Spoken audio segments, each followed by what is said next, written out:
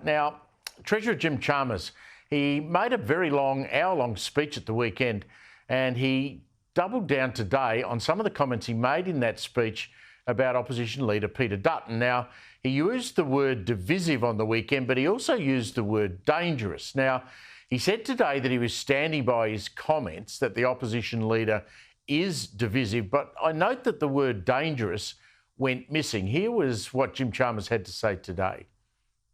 Most people look around the world and see the divisiveness in politics overseas. They want to reject it, and he seems to want to embrace it. And so the point that I made then and the point that I'm making again today is that our focus is on the cost of living and the fight against inflation. His focus is on dividing people, and that's because that's all he knows and it's all that he does. Pure politics, that's what it's all about. Let's bring in tonight's political panel talking politics. Liberal Senator Holly Hughes, it was great to see her, and Julia Gillard's former Press Secretary Darrin Barnett. Welcome to you both. Can I start with you, Senator? I feel like I'm in a bit of a time warp here. I can take us, and you were there, you can go all the way back. This is how the Labor opposition used to describe Tony Abbott, wasn't it? Absolutely, and that went so well for them. But it's just extraordinary that these personal attacks on Peter Dutton is basically all they've got left in their armoury. They've completely failed when it comes to addressing cost of living pressures in this country. Everyday Australians are doing it increasingly tough, whether it's at the supermarket, at the petrol bowser, trying to put a roof over the head and food on the table. It's becoming increasingly difficult for Australian families. Yet all this Labor government has is continual personal attacks and smears. And Jim Chalmers, to spend his time making these outrageous statements when Australians are doing it so tough is just ridiculous and insulting to all of those Australians. Darrin, in your time in government, obviously you sit down and discuss tactics with a leader. When you discuss how to portray the person you want to beat in an electoral contest, how much discussion around the table is how much of it should be personal? I think that, look, Labor Party does it and other parties do it too, is they go to focus groups, they see which words, which phrases, which descriptions resonate with people at a certain point in time.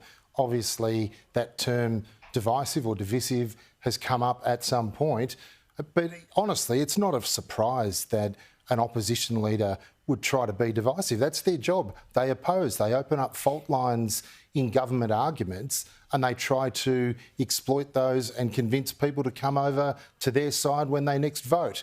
But that second word that you mentioned, being dangerous, that's a much more risky word to use, and I think that's probably why it's been left in the locker for today's speech. But divisive, I think that's going to be a term that everyone in opposition is going to be described by everyone in government, and when there's inevitably a change of government, they'll just swap talking points and the same descriptions will run in the other direction. Holly, I mean, Tony Abbott had the gold medal for how to be an opposition leader, put your arguments and get elected. Is Peter Dutton taking a leaf out of Abbott's book and modelling the way he's going to fight this election on the way Abbott did it? Well, I think Peter is being Peter. I've known him for over 20 years and I think he's doing a great job as opposition leader. And I think, Margaret Thatcher used to say, I love it when they go personal because it means they've got no arguments left. And I think that's the case with this government.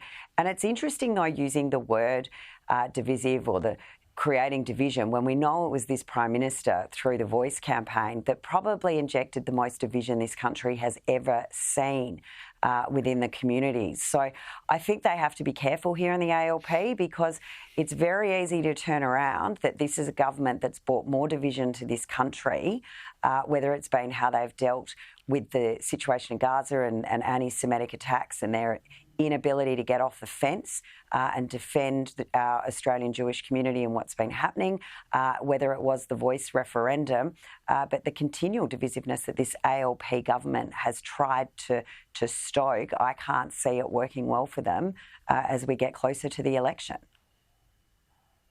Darrin, the choice of the word divisive, what do you think exactly that Treasurer Chalmers is pointing to? Is he talking about the attitude of Peter Dutton to not allow visa holders from Palestine into Australia when they're not being checked properly? Is it division about how we're going to generate power, or is it a general term that he divides the community because of his tough politics?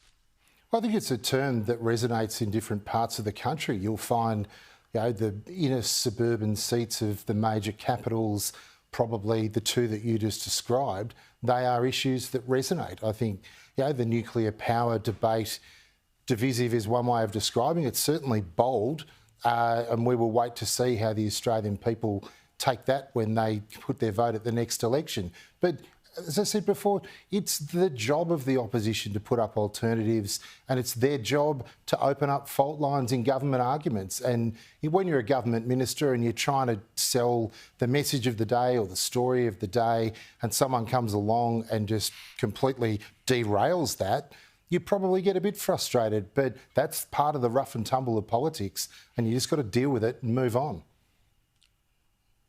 We all love a political snub. Queensland Premier Stephen Miles, now, you've got to say, not the most popular bloke in Queensland. Even his predecessor and his one-time ally, Anastasia Palaszczuk, the former Premier, wouldn't endorse him. Have a look at this awkward encounter over the weekend. Stephen Miles' endorsement, though? Look, thanks for coming along today. I've got to keep going. Can we expect to see what... Not exactly a ringing endorsement. An hour later, Holly, obviously after the video began being sent out on social media, the Premier reached out to the Courier Mail to say that, of course, she endorses the embattled Stephen Miles. Mr. Miles would not have been happy boy behind the scenes, I wouldn't have thought. Oh, nothing more bitter than a former Labor Premier who was tapped on the shoulder for this bloke. I think the writing's on the wall for the ALP in Queensland. They've absolutely destroyed the state of Queensland and continue to drive its economy into the ground. It's probably the most sensible thing Anastasia Palaszczuk's ever done by not endorsing Stephen Miles. Maybe she's thinking of coming back and doesn't want to tar her own reputation. But I can't imagine anyone's out there too heavily endorsing Stephen Miles except for Stephen Miles at this point in time. Darrin, Northern Territory election, we saw obviously the country Liberal Party knock Labor sideways, so much so that Labor is only going to end up, I think, with about 5 seats. You've got Queensland talking of Miles there. They are facing, if the polls are right, something of an electoral wipeout in a couple of months' time. That's 2 dominoes down. How worried would the head office of the Labor Party be about those 2 elections going that way? Well, it's obviously not a good trend, but equally, there's not a lot of upside for Labor in Queensland or Northern Territory when it comes to the next election. Frankly, the federal result in Queensland for Labor last time around was disappointing. That the seats that were there to be won ended up being picked up by the Greens.